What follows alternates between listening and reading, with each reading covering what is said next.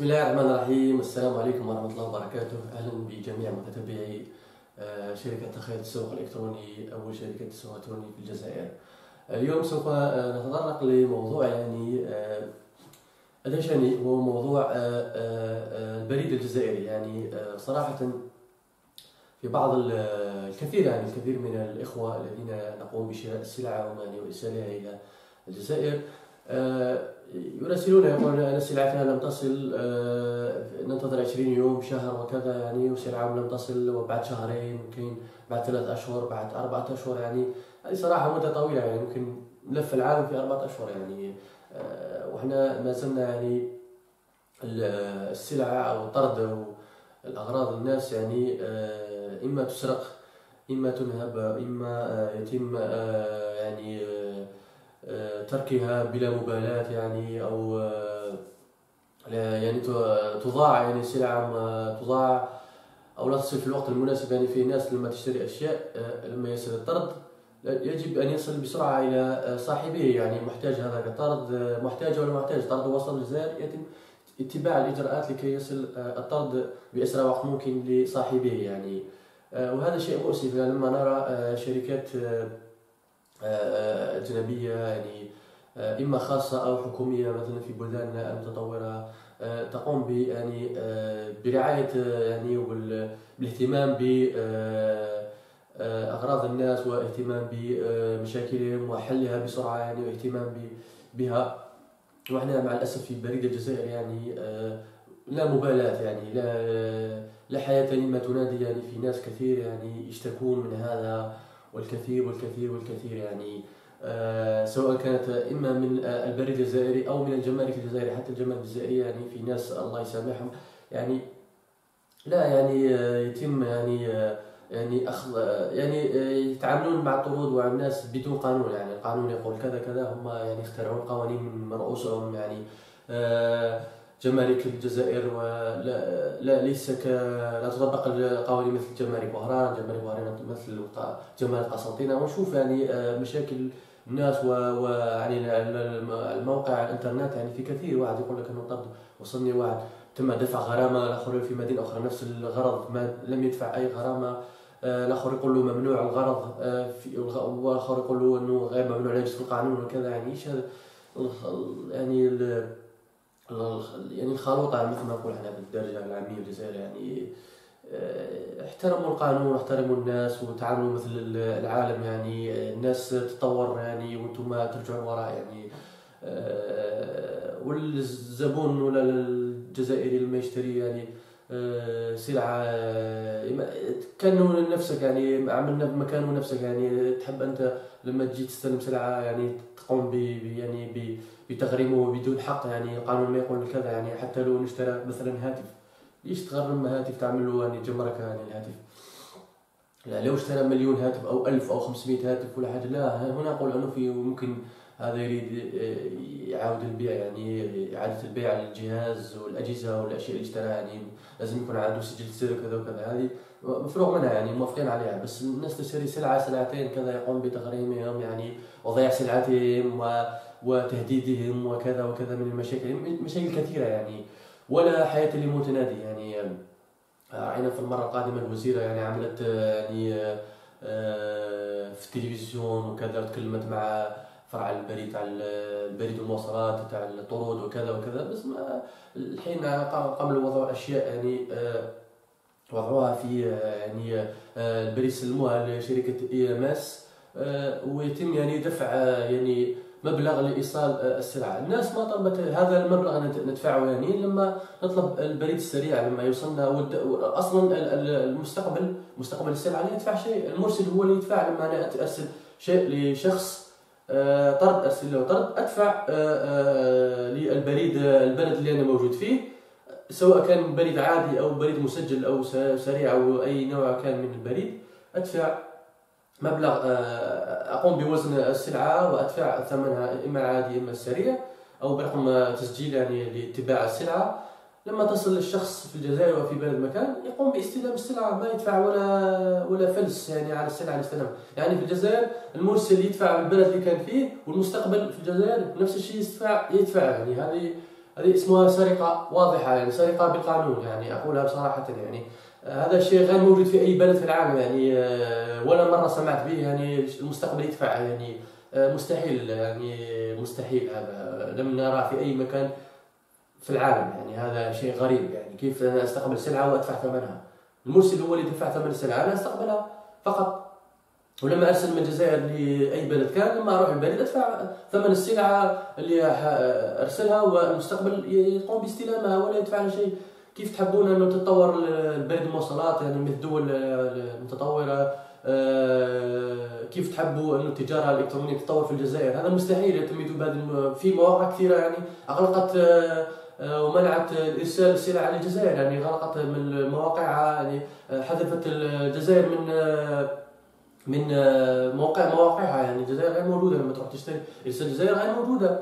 في بعض الناس سامحهم الله يعني يشتروا سلع ويقولوا انه ما وصلتني، ويقول انه مكسوره وكذا وكذا، هو ينصب عليه بس لكي يسترجع امواله فقط. هذا سامحهم الله، يعني فئه صغيره. بس فئه كبيره من الناس تحب انه تتطور التجاره الالكترونيه في الجزائر، وتطور يعني عمل بطاقات فيزا وكذا وغيرها. يعني تطور لحد الان في الجزائر لا يمكن دفع بالبطاقه الالكترونيه. يعني عاملين بطاقه الكترونيه بنك بتاع البريد الصفراء هذه، بس نسحب منها فلوس.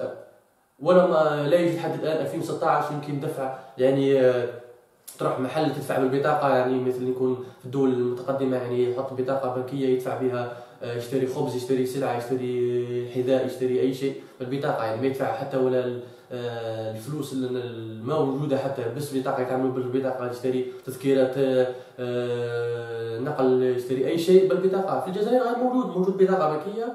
احنا فرحنا لما قلنا سوف يتم يعني تطوير البريد وكذا، والبطاقه هذه فقط سحب ولا دفع، لا يوجد دفع. حتى في الموقع البريد الالكتروني نرى الحساب السي سي بي، نرى يعني ما يمكن حتى ارسال، لا يوجد حتى خاصيه ارسال المال من البريد لبريد اخر بالانترنت. فقط ترى وبعد 24 ساعه، يعني ترى فقط المال اللي تم ارساله لك على حسابك، ولكن لا يمكن دفع بالانترنت فوق اي فاتوره مثلا، ولا شراء اي شيء بالبطاقه ولا شيء. 2016 هذا مستحيل. يعني لا نتكلم عن البطاقه الفيزا والماستر كارد، يعني العملات الاجنبيه هذه في حساسيه، تقشف وكذا، وفي حساسيه. يعني نتكلم فقط على دينار جزائري دفع به فقط بالبطاقه، يعني تسهل امور الناس. يعني في ناس تروح الوزارات وتروح كذا وكذا تسهل امور الناس. ليش ما نعمل يعني مواقع الكترونيه الناس ممكن تدفع بها بالبطاقه، وارسال الاموال بالبطاقه بالهاتف؟ الان يوجد بالهاتف، يوجد بطاقات سون كونتاكت، يعني بلا كونتاكت. يعني في أجهزة تضع فقط البطاقة على الجهاز ويقوم بسحب المال منها، لا تضع حتى على البطاقة. يعني في وكذا وكذا وكذا أشياء كثيرة. يعني ليش لا يتم حتى الآن 2016 يعني تطوير تجارة؟ ولماذا لحد الآن لا يوجد أي سياسة يعني سياسة نائمة يعني في هذا المجال؟ يعني في شركات عالمية. يعني ليش إذا ما تستطيعون وزارة التجارة يعني ما تستطيع تطوير التجارة؟ والقطاع فاتها من زمان. يعني أنتم مستحيل أنكم تتطوروا ولا تعملوا أشياء مثل اللي صار الآن، ولا تواكبوا العالم، ولا مستحيل. القطاع فات. بس افتحوا المجال للشركات الخاصة والشركات الأجنبية، خلوها تدخل الجزائر تطور هذا المجال. يعني في ناس والله العظيم تحب تطور يعني البلد في هذا المجال. يعني وفيه هذا هو يعني هذا هو المستقبل. يعني اذا حبيتوا انه يكون بديل للبترول، البترول خلاص يعني الثمن تاعو نزل وسقط، ومستحيل يعني يطلع الثمن تاعو، لانه في اشياء بديله يعني للبترول يعني في بلدان العالم. يعني في ناس في بلدان العالم ما عندها بترول ومتطوره اكثر منها، يعني هذا شيء اخر. المهم انا يعني من هذا المنبر يعني اطلب ان شاء الله من السلطات يعني المعنيه، خاصه في وزاره البريد والاتصالات، ان تفتح المجال للشركات سواء الجزائريه الخاصه ولا الاجنبيه، ويشجعوا الكفاءات، ويشجعوا الناس، يسهلوا الناس ويخلوا الناس تشتغل وتتطور الانترنت وتطور التجاره الالكترونيه وما شابه ذلك من هذا المجال في التكنولوجيا. يعني هو المستقبل. يعني شجعوا الناس، يعني خلاص كفانا من هذا من هذا البيروقراطية، وكفانا كفانا كفانا، تعبنا منها يعني، ناس تشتكي وكذا، تعبنا منها خلاص يعني، نريد العمل ثم العمل ثم العمل. وإن شاء الله يعني يتم سماع كلامي وأنا يعني نريد أن نبني بلد يعني ناجح، وبلد يعني يعني يتكل عليه الناس، وبلد يعني فيه عندنا كفاءات يعني في الجزائر وفي الخارج يعني. ولكن إن شاء الله يعني يتطور الحال وتحسن الأمور إن شاء الله في الجزائر وحتى في العالم العربي إن شاء الله، ويتم تطوير سلع ومنتجات يعني. وفي ناس كثير اخترعت أشياء وكذا ولا لم يسمع بها أحد، والناس يعني لم يشجعهم حتى شخص في الجزائر يعني، ومتروكين وغير مبالين يعني. خلاص احنا لم نطلب شيء من الحكومة، فقط بس فتح المجال، خلوا الناس تفتح يعني، وتسهيل القوانين والكفاءة البيروقراطية، خلوا الناس تشتغل على نفسها يعني، وخلوا يجيبوا لنا الشركات الأجنبية يعني تفتح المجال التجارة الإلكترونية يعني. وكفانا يعني الناس الآن نحن في عصر السرعة، خلاص عصر النوم وعصر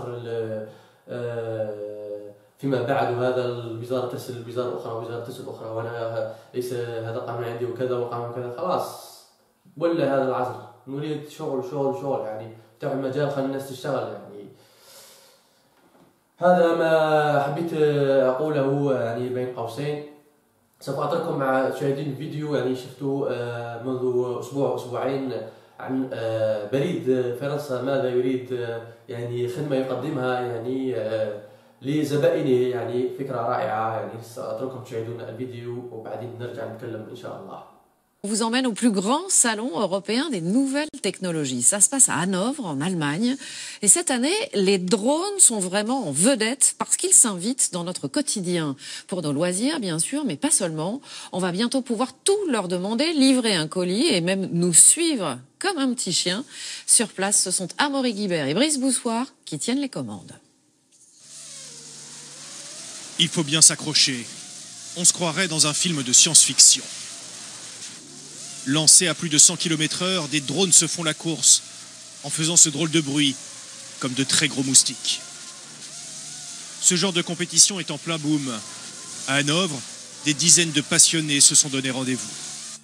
Voici les pilotes, lunettes sur les yeux pour la liaison vidéo, manette en main, ils contrôlent les drones à distance. Côté stand, une armée de bricoleurs s'affaire. La course de drones, c'est encore très artisanal, mais ça devrait rapidement changer. Dans quelques années, il y aura de grandes compétitions avec des gains très importants. À Dubaï, il y a déjà eu une course avec un prix d'1 million d'euros. Les drones s'envolent. Le marché grand public pèse déjà près d'1 milliard d'euros. Et les fabricants ont un objectif, rendre l'appareil indispensable pour nos loisirs. Et l'avenir, ce sont peut-être ces mini-drones. Ils pèsent à peine 100 grammes et je le commande avec mon téléphone portable. Il me suit partout et il filme en même temps, très pratique, lorsque vous êtes en balade à la montagne par exemple, à pied ou à vélo. Bon, ce n'est pas encore d'une très grande stabilité, mais l'engin peut se poser dans votre main. Nanodrone ou maxi-drone, il y a un appareil pour chaque occasion. Comme ce drone ballon gonflé à l'hélium, très pratique pour filmer une foule en toute sécurité. Si le système tombe en panne, ça reste un gros ballon qui descend tout doucement. Aujourd'hui, les drones sont capables de décoller verticalement avant de voler comme des avions.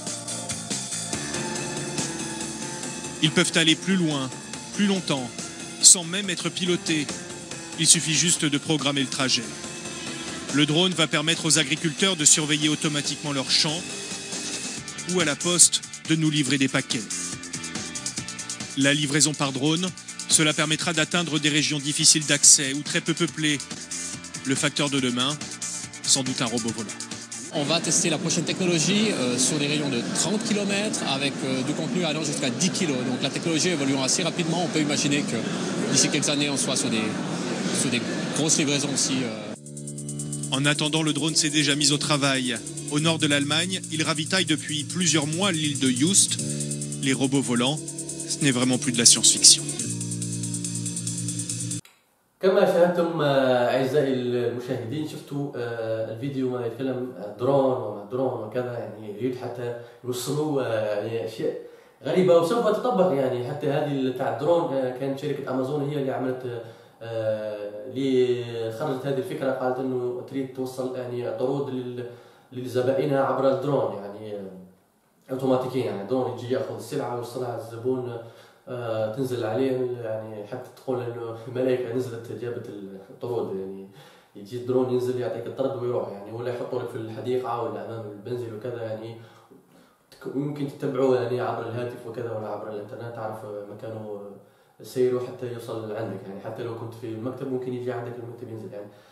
والشركه الفرنسيه يعني بوست فرانس تريد يعني تطبق هذا يعني الحين تقوم بتطويره يعني. وحتى سويس بوست يعني البريد السويسري يعني عملنا نفس الشيء يعني، يريد يطبق هذه يعني في مرحله تجربه. وحتى في يمكن في الطرقات الطرود تمشي، يعملوا مره فيديو الطرود تمشي في الطريق يعني توصل لاصحابها وبعدين تفتح وتاخذ سلعتك. يعني الاشياء هذه كنا اشوفها يعني مستحيله الحين تطبق يعني. لما نشوف هذه الاشياء يعني ونشوف ونقارنها ببريد الجزائر، نحن بعيدين كل البعد عن حتى 2% من اللي يقدمه الشركات البريد الفرنسي ولا البريد السويسري ولا في الشركات الاخرى يعني. اشياء يعني يقدمونها نحن لا نجد. وحبيت اتكلم عن خدمه يعني مثلا لو في شركات يعني ترسل دياتشل او UPS وغيرها، لما ترسل للجزائر عبر رقم تتبع يعني هم عندهم رقم تتبع، يمكن تتبع السلعه لحظه بلحظه عند وصولها الى المطار وعند خروجها من المطار مدينه كذا كذا حتى توصل صاحب السلعه يقول انه السلعه في طريق الوصول. هنا في مثلا في الدول الاوروبيه DHL والUSB وغيرها من الشركات توصل لك الطرد حتى المنزل يعني، ما تروح تستلمه من عند المكتب، تروح تستلم الطرد حتى المنزل يعني. يجي عندك البيت ويسلمك الطرد، تمضي والسلام عليكم ولا تدفع ولا شيء. اما في الجزائر لاحظنا انه لما نرسل بطرود للجزائر لما توصل للجزائر رقم تتبع يختفي تماما، يتوقف، يقول لك انه السلعه وصلت للجزائر بعدين ولا شيء، لا كلام، لا تعرف انه سلعه تم خروجها من الجمارك وصلت للبريد عشان يسلمها للشخص، وصلت لم تصل، ما نعرف ولا شيء. توصل للجزائر لا يوجد رقم تتبع ابدا. لم نفهم لماذا يعني. فقط في الجزائر، في شركات اخرى ترسل الدول الاخرى حتى عربيه تعرف انه وصلت لصاحب الشخص وامضى عليها، وحتى يمكن تشوف صوره الامضاء يعني، تشوف الوصل انه امضى عليه خلاص يعني، تعرف انه السلعه وصلت خلاص، ما يقول لك ما وصلتني ولا كذا ولا كذا، امضى خلاص السلعه وصلته. لكن الجزائر لماذا يعني سؤال مطروح، لماذا السلعه توصل للجزائر برقم تتبع تختفي، لا يمكن تتبعها عندما تصل؟ هذا ان شاء الله يعني نرى اجابه عليه من اصحاب الخبره والمسؤولين في وزاره البريد والمواصلات. والى هنا يعني ننتهي الى حلقه اليوم او الفيديو اليوم. ان شاء الله يعني نكون تكلمنا يعني وضعنا النقطه وضعنا النقاط على الحروف، وان شاء الله هذا الكلام يكون مسموع يعني من عند اصحاب القرار. وإن شاء الله يتم يعني تطوير التجارة الإلكترونية والتكنولوجيا وغيرها من القطاعات في الجزائر إن شاء الله. وإلى هنا تنتهي الحلقة، استودعكم الله والسلام عليكم ورحمة الله وبركاته.